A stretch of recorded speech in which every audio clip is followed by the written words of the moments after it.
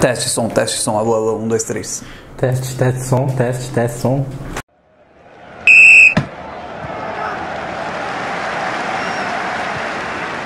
Você que acompanha o Na Barreira, hoje o Na Barreira tem uma entrevista super especial com um cara que a gente gosta muito, a gente admira, acompanha ele aí durante o período de temporada e agora ele tá de férias aqui no Brasil.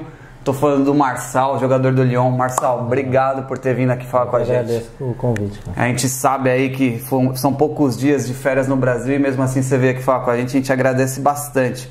Queria que você contasse pra galera, muita gente conhece você que acompanha o futebol europeu, alguns talvez não conheçam porque você saiu muito cedo. Exato. Como é que começou tua infância? Vamos começar lá de trás. Já desde moleque pegando a bola pra jogar, como é que era? Cara, sempre gostei muito de bola, né? Na verdade, naquele tempo também era mais fácil, todo mundo tava na rua jogando bola, não tinha preocupação com nada, então a gente...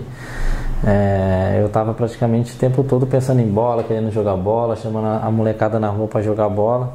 Ficava boladão quando os moleques queriam empinar a pipa e não queriam jogar bola. Mas foi bacana, né, cara? É uma coisa que acho que nasceu junto comigo e graças a Deus aí eu tenho feito isso até hoje. Show! E você, então, vamos começar já a nossa série de homenagens que você citou, porque na verdade virou uma entrevista e uma homenagem pra você. Seguinte, você citou aí que não gostava que a molecada soltava pipa pra jogar bola e tem um cara que quer te mandar um recado aqui e ele vai falar mais ou menos isso aí. Eu queria que você visse aqui, ó. Alô, rapaziada Na Barreira, beleza? Aqui quem fala é Eduardo, irmão do Fernando. Passando aqui para mandar um grande abraço pro meu irmão querido, um menino abençoado, aquele menino que gastava a chuteira de cravo, né, no asfalto, porque gostava muito de jogar bola, aquele que subia de manhãzinha pro campo sem avisar pra minha mãe, quando minha mãe ia procurar ele na cama, já tinha saído, aquele que não gostava de empinar pipa, quebrava a minha linha para mim poder ir jogar, sempre quando tava faltando um, esse menino muito abençoado e hoje Deus privilegiou ele em ser um grande jogador de futebol, que ele é, um pai de família, homem honesto, trabalhador, constituiu uma família maravilhosa, me deu 4 sobrinhos, assim, é esse homem maravilhoso aí, aquele menino chamado de Banguelinho, quando eu quebrei 4 dentes da boca dele, quando eu tava sentado na mesa, infelizmente, mas hoje tá bem, tá com saúde, tá aí dando sorriso pra todo mundo aí, e sempre brincalhão. Você continue assim, meu irmão, que Deus te abençoe e te dê muitos, muitos anos de carreira, muitos anos de vida, que você não mude essa pessoa maravilhosa que você é, cada vez mais se fortaleça na presença de Deus, que é importante, e assim você vai ser vencedor pra sempre. Deus te abençoe, irmão, e um grande abraço aí, meu, da minha família, do Duduzinho aqui, que hoje não é mais o Duzinho, é o Dudu, mas sempre tá junto com você. Valeu, irmão, Deus abençoe. Então quer dizer que você quebrava a linha do teu irmão pra ele jogar bola e completar o time, Marçal? Cara, não, meu irmão fala assim, cara, meu pai tá aqui, o Gebran também viu muitas vezes meu irmão jogar, meu irmão fala assim, cara, mas porque não quis jogar bola mesmo, é aquele negócio, enquanto eu tava pensando em bola o tempo todo, ele, muitas vezes a gente jogando, via um pipa mandado, ele saía correndo, eu ficava louco. Mas é um moleque que... Tinha o dom também. Tem. Meu irmão joga muito, cara. Quando ele quer, cara, dificilmente você encontra um zagueiro melhor que ele. Mas ele gosta muito de brincar e tal, mas é um moleque... Pô, eu amo demais. Começar por ele, assim, é até difícil. Já começamos, porque realmente você tocou no assunto do pipa e tal, e foi bem o que ele falou pra gente. E aí então você começou jogando na rua tal, e aí quando que você começou numa escolinha, ou como é que foi o começo da tua vida no futebol? Então, sempre jogando na rua, né, batendo uma bola e tal, e os amigos, o pessoal sempre falando, pô, Banguelinho na época era meu apelido, né, até hoje é meu apelido, por causa desse abençoado do meu irmão aí que quebrou meus dentes. O pessoal sempre comentando, falando, pô, o moleque é bom de bola e tal, e etc.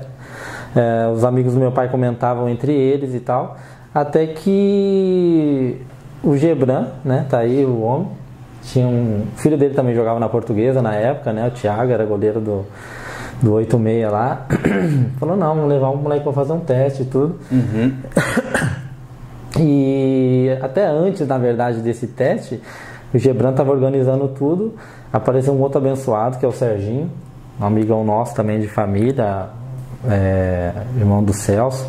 A gente tem um carinho imenso pela família dele, me levou a fazer um teste no Corinthians. E na época eu usava chuteira, mas assim, meu pai comprou uma chuteira nova pra fazer o teste na época. Fiz o teste, cara, eu lembro que eu fui mal pra caramba no peneirão lá.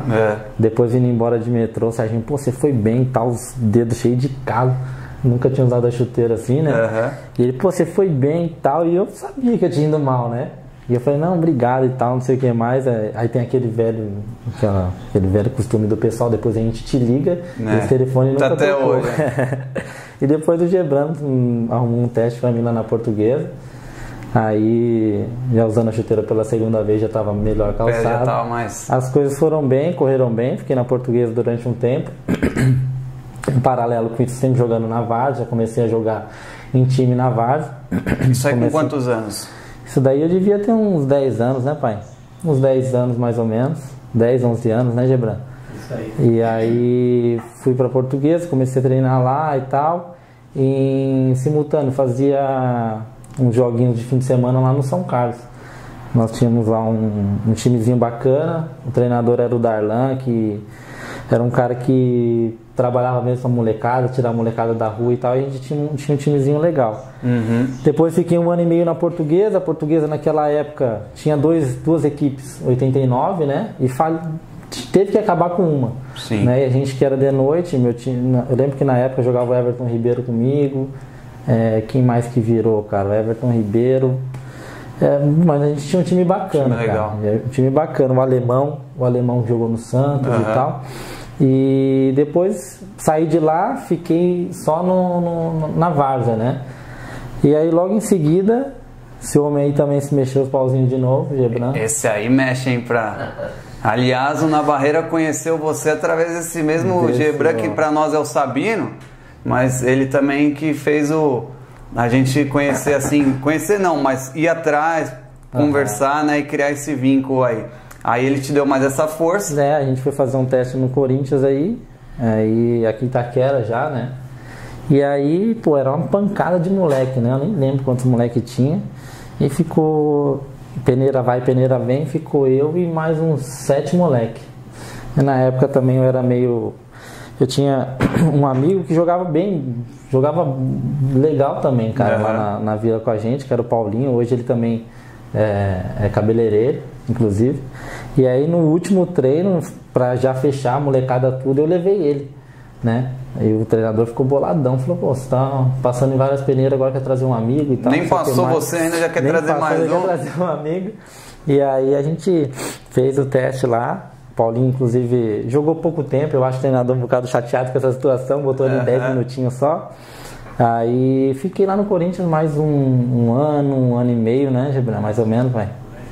Até a gente ter um probleminha lá, que na verdade eu falei com meu pai que a gente ia ter um torneio, e a gente foi fazer esse torneio em Votorantim, e depois era pra ir pra casa, né? E eu fiquei lá, cara. Os diretores descobriram e tal, e falou, pô, a gente é responsável pelos jogadores que estão aqui.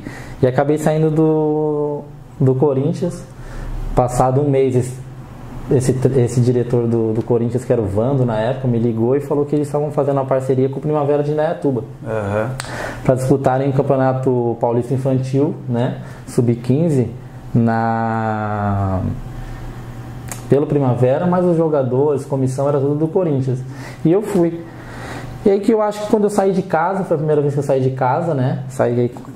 Eu tinha mais ou menos 14 anos, as coisas... Aí eu acho que eu comecei a falar, pô, agora ficou sério, né? Saí de casa, já não tem ali meu pai, chegava em casa e falava, pô, pai, foi assim jogo, assim assado. Naquela época a gente não tem a facilidade de hoje, que é WhatsApp e tal. Era telefone de vez em quando. Então eu acho que ali eu falei, caramba, o negócio é sério mesmo, tem futebol. Vou levar mais pra frente, Aí, cara, foquei mesmo, falei, cara, agora quero ser melhor que puder na minha posição. E sempre lateral esquerdo?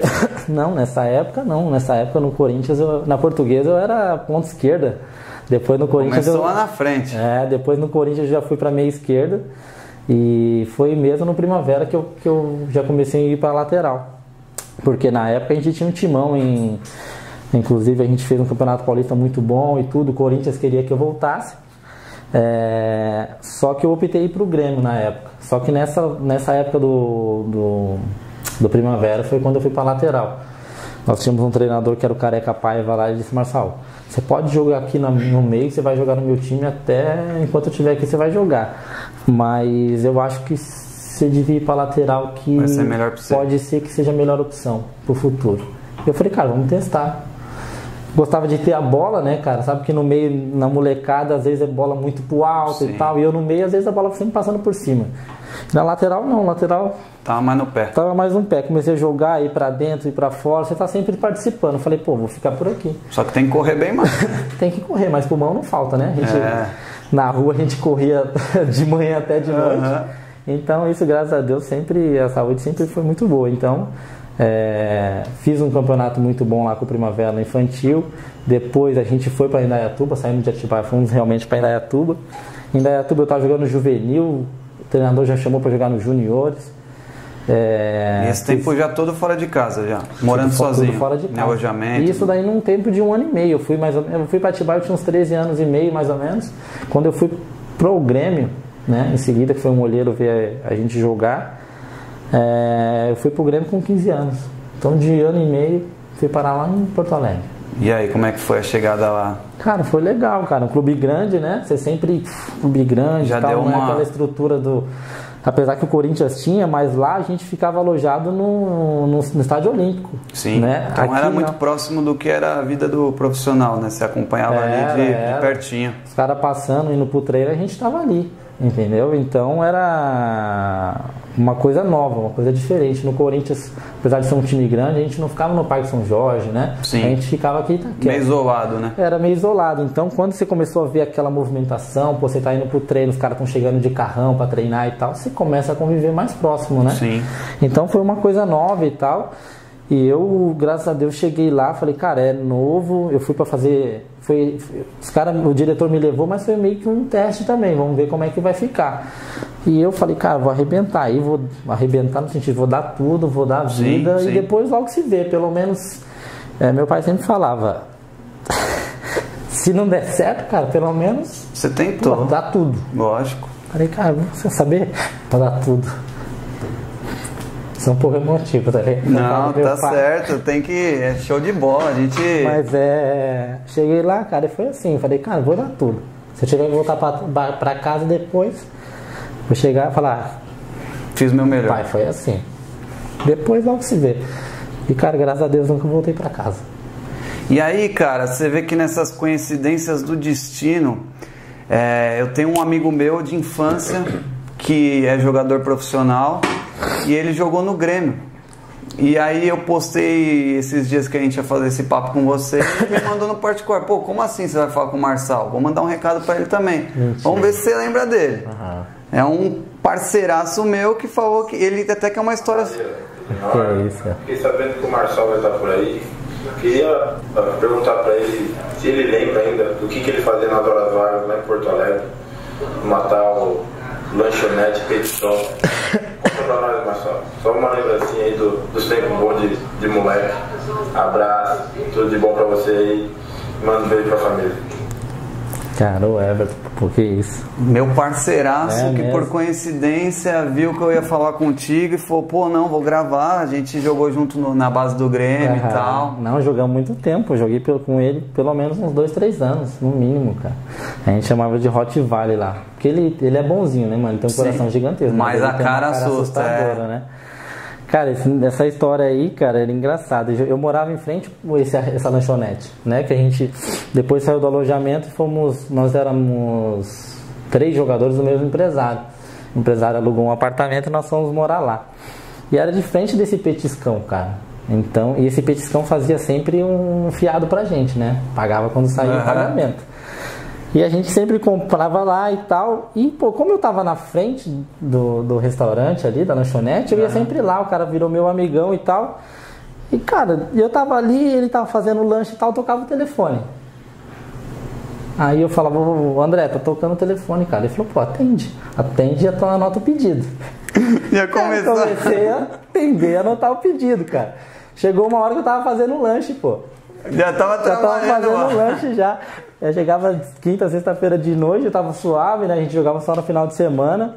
Vi, ele falou, pô, Marçal, pô, tá muito corrida aqui, pô, pega o ovo, joga aí, instala pra gente, não sei o que. E, pô, fiquei, cara. Mas não me dava nada, não. Era só mesmo na parceria. Pô, não tem nada pra fazer. Eu falei, cara, vou fazer o quê? Ficar vendo televisão em casa? Vou nada. Ficava lá batendo um papo com ele, ajudando, cara. Até entregue eu fiz, mano. E os moleques às vezes ligavam e falavam assim, ó, o Everton mesmo, pô. Morava ele, Rafael Martins, morava mais o Juninho, o Diego, mais uns 4 moleques veio do Pão de Açúcar. Eles jogavam no Pão de Açúcar e foi pra lá. Eles moravam no mesmo apartamento. E ligava e tal, às vezes era o Bete que atendia, o André, que eram os proprietários, falava, ó, a gente quer um lanche assim, assim, assado, mas só se o Marçal fizer. Tá ligado? Então virou uma palhaçada. Virou palhaçada, pô. Mas eu mesmo fazia ali mesmo pra ajudar os caras e tal, porque os caras às vezes não tinha funcionário e tal, e tinha muito pedido, eu ficava ali pra ajudar. Sim. Então era mais sacanagem mesmo os caras. Você vê que o Everton te entregou essa história que a gente não ia saber, tá vendo? Coincidência aí. E aí você começa a jogar no Grêmio, começa a se firmar mais, ali você desenvolveu bastante, acredito, né? Com essa estrutura mais profissional. Ali foi uma escola muito boa pra mim, cara. Muito boa, porque o Campeonato Gaúcho, né? A Escola do Sul, é uma escola muito parecida com a escola europeia, uma escola muito tática, uma escola... O gauchão não é que nem São Paulo, um jogo cadenciado. Lá o bicho pega. Então entrei nesse ritmo aí. Sou franzilinho, mas também ia pra porrada, chegava o rei, né? Claro, sempre na bola, claro. E isso foi muito bom pra mim, cara. Eu fiz acredito que os 5 anos que eu fiquei no Grêmio foi muito positivo, cara. Eu aprendi muita coisa, né? Ganhei alguns títulos com o Grêmio na base. E eu acho que só faltou um detalhezinho, né, cara? Aquele salto pro profissional, ele ficou meio... acho que o Grêmio ficou me devendo. Você não teve essa oportunidade lá? Não, eu não tive essa oportunidade, cara. Todos os campeonatos que eu jogava, normalmente era o melhor lateral do campeonato. O Grêmio fazia sempre uma boa campanha quando não era campeão. E depois com a mudança do Paulo Odoni e Rodrigo Caetano, quando eles saíram, mudou a direção, entrou o novo presidente, entrou uma nova diretoria e eles acabaram mandando praticamente essa rapaziada todinha que estava lá indo embora. Eles queriam fazer uma coisa nova para eles. Na altura o treinador era o Cebola, que foi auxiliar do Dunga na seleção. Sim. E ele disse, não, ó, alguns jogadores pode ser emprestado, outros, mas o Marçal tem que ficar. Eu lembro que na altura dos 8-9 só eu que fiquei. Era capitão dos juniores, inclusive. E aí fiquei aquela temporada ali. Tive uma proposta do Olympiacos na época pra gente ir embora. O Mauro Galvão tinha chego para ser diretor da categoria de base ali, do profissional, e dar um apoio à categoria de base. E disse, não, Marçal, você não vai sair, pô, a gente tá contando com você e tal. E fechou a janela de transferência, não fui aproveitado no profissional. Falei, cara, preciso jogar profissional, não posso estar mais no junior. Porque já tava no limite também de idade, né? Já tava, e era o último ano, já tinha jogado bastante já nos juniores, o profissional B, né, que o Grêmio inclusive tinha na época. Eu falei, cara, não dá pra eu ficar mais aí. Aí chegou uma proposta do Guaratinguetá. É isso aí, pessoal do Na Barreira, vocês estão acompanhando junto com nós essa primeira parte aí do Papo com Fernando Marçal, conhecendo mais um pouco sobre a história do lateral esquerdo do Lyon, conhecendo como é o início de carreira de um jogador que sai do Brasil, nem era muito conhecido aqui, e chegou ao auge ali do futebol europeu, mas tem muito mais história de Fernando Marçal, tem depoimento de jogadores e muita coisa bacana que você ainda vai ver aqui no Na Barreira. Mas, antes disso, queria pedir, segue a gente no Instagram, @NaBarreiraOriginal. Também curta o nosso link do Na Barreira aqui no YouTube, seja nosso seguidor, acompanhe nossos vídeos que vai valer a pena. Grande abraço, em breve a segunda parte com Fernando Marçal.